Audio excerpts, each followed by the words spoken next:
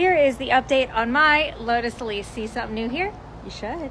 She's a little dirty, but we have the front clam, the rear clam, and the top mocked up. I think it looks pretty cool so far. I'm super excited to see what it looks like when it's done. And here's what we're still missing. I've obviously made no headway on sanding this down and getting this repainted. We've been doing a ton of other stuff, so getting the garage paint ready has not happened.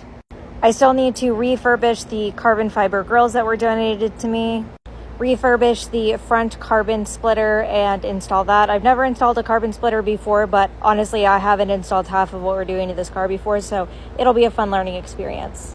I bought some aluminum side skirts from Rapid Lotus, and Schmodified got them powder coated like a satin black, so install those. Powder coat the wheels black, refurbish the carbon spoiler and install. I also need to remove this heat panel right here, install the new exhaust, and then powder coat and paint my diffuser and my X-pipe lead panel.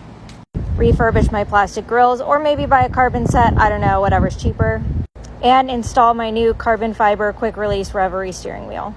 I'm super excited to get this project done eventually. I know I said it was going to take a few weeks. It's been a few months, but I think it's going to turn out better than I expected. So if you want to see the rest of this build come together, hit that subscribe button over there and stay tuned.